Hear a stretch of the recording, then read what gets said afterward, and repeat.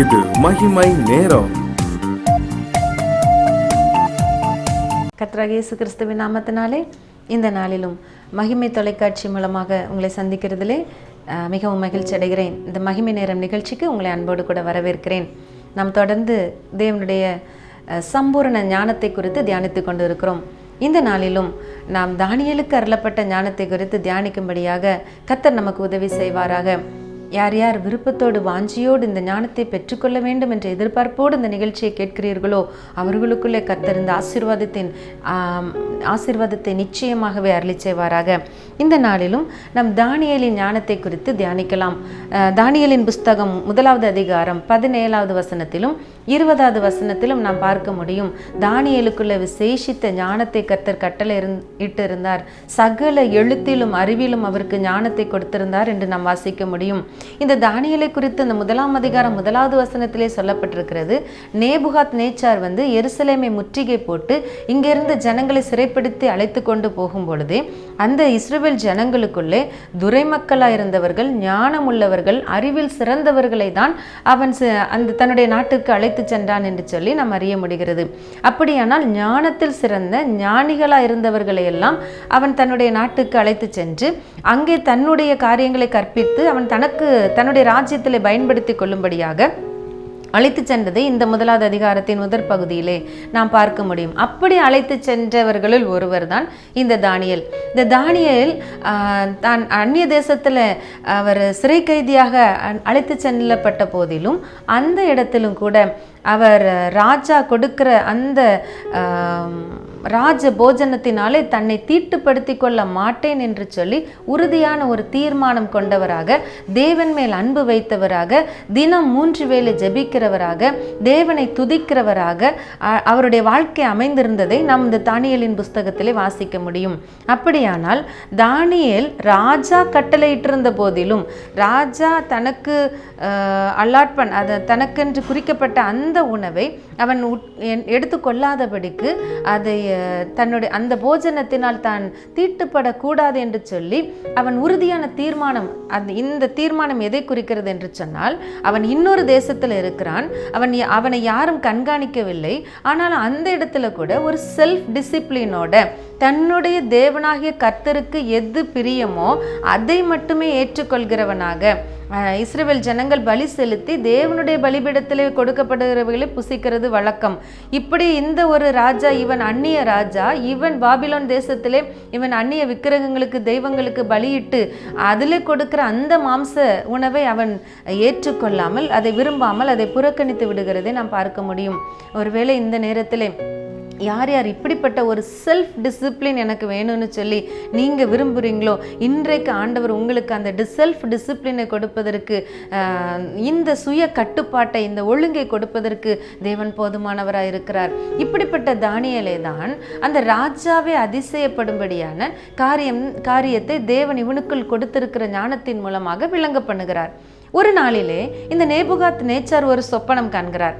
இந்த சொப்பனத்துக்கு அர்த்தம் சொல்லும்படியாய் பாபிலோனில் உள்ள அத்தனை ஞானிகளையும் அழைக்கிறார். எல்லா ஞானிகளும் இப்பொழுது நேபுகாத் நேச்சார் இடத்துல வந்து விட்டார்கள். இப்பொழுது ராஜா சொல்லுகிறார், நீங்க நான் கண்ட சொப்பனம் என்னன்னு சொல்லி அதுக்கு அர்த்தம் சொல்லணும் அப்படின்னு. உடனே ஞானிகள் எல்லாரும் திகைக்கிறார்கள். இது என்ன காரியம்? ராஜா இப்படி கேட்கிறார். ராஜா, நீங்க சொப்பனத்தை சொல்லுங்க, நாங்க அர்த்தத்தை சொல்றோம். இந்த பூமியில நீர் கண்ட சொப்பனத்தையும் சொல்லி அர்த்தத்தையும் சொல்லக்கூடியவனா யாரும் இருக்க முடியாது. சொப்பனத்தை சொன்னா அர்த்தம் சொல்லலாம் என்று சொல்லி ஞானிகள் எல்லாரும் பேசுகிறார்கள். ஞானிகள், இந்த உலகத்தின் ஞானம் அவ்வளவுதான். பாருங்களேன், இந்த உலகத்தின் ஞானத்தை காட்டிலும் தேவன் கொடுக்கிற ஞானம் எவ்வளவு வித்தியாசமானது, எவ்வளவு பெரியது என்பதை நீங்கள் புரிந்து கொள்ள போகிறீர்கள். இந்த ஞானிகளால் இது கூடாமல் போயிற்று. எனவே ராஜாவுக்கு கோபம் வருகிறது. நான் சொப்பனத்தை சொல்லி நீங்கள் அர்த்தம் சொன்னீங்கன்னா அப்புறம் நீங்கள் அர்த்தம் சரியா தப்பான்னு எனக்கு தெரியாது. முதல்ல நீங்கள் சொப்பனத்தை சொன்னீங்கன்னா, என் சொப்பனம் சரியாக நீங்கள் சொல்லிட்டீங்கன்னா அப்போ நீங்கள் சொல்கிற அர்த்தமும் சரியாக இருக்கும்னு நான் எடுத்துக்கிட முடியும். இது உங்களால் முடியாதுன்னா என் நேரத்தை நீங்கள் வீணாக்கிட்டு இருக்கிறீங்க.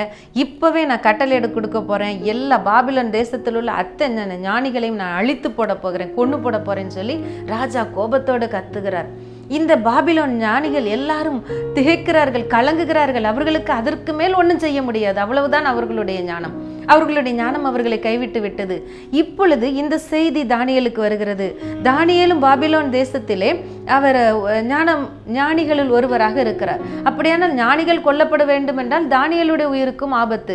உடனே தானியேல் தன்னுடைய சிநேகிதர் எல்லாரையும் கூட்டி தானியேல் ராஜாவினிடத்துல சொல்லுகிறார், தனக்கு தவணை கொடுக்க வேண்டும், கொஞ்சம் டைம் கொடுங்கன்னு சொல்லி கேட்டு அவன் தன்னுடைய சிநேகிதரோடு சேர்ந்து பரலோகத்தின் தேவனை நோக்கி விண்ணப்பம் பண்ணுகிறதை நாம் பார்க்க முடியும்.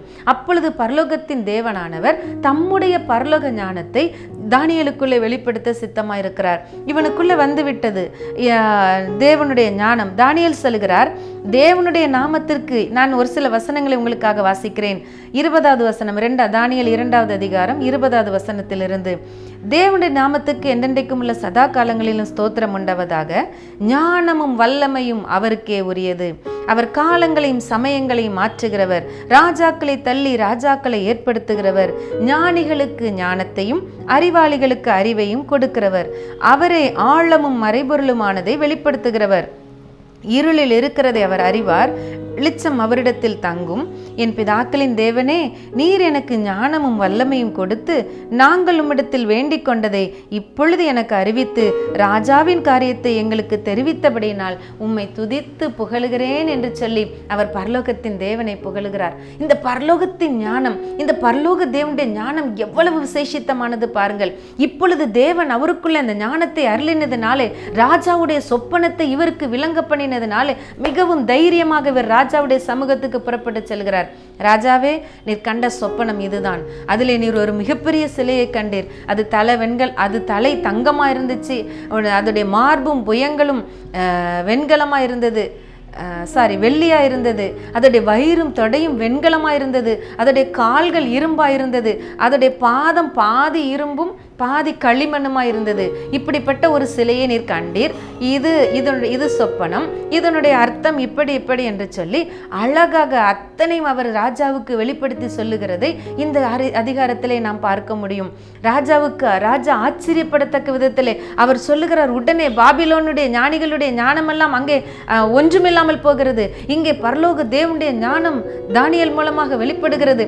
உடனே ராஜா அந்த நேரத்தில் தானே அவனை பாபிலோன் மாகாணத்திலே மிகப்பெரிய அதிகாரியா இருக்கும்படி அவனை உயர்த்தி வைக்கிறதை நாம் பார்க்க முடியும். பாருங்க, எந்த இடத்துல இருந்தாலும் அந்த இடத்துல தேவனுடைய பிள்ளையாய் உண்மையாய் அவர் ஒரு சுய கட்டுப்பாட்டோட ராஜாவின் கட்டளைக்கு கூட பயப்படாமல் தேவனுக்கு பயந்தவராக தேவனிடத்தில் ஜெபிக்கிறவராக இருந்தபடினாலே தேவன் அவருக்கு தம்முடைய ஆவியை அளவில்லாமல் கொடுத்து ராஜாவின் சமூகத்திலே அவனுக்கு தயை கிடைக்க பண்ணி கனத்துக்குரிய பாத்திரமாக உயர்த்தி வைத்ததை, இந்த இடத்துல தேவ ஞானம் உலக ஞானத்தை தோற்கடித்து போக பண்ணினதை நாம் பார்க்க முடிகிறது. என் அன்பு பிள்ளைகளே, இந்த தேவ ஞானம், உலகம் கொடுக்கிற ஞானம், கூகுள் கொடுக்கிற ஞானம், யூடியூப் கொடுக்கிற ஞானம் அல்ல.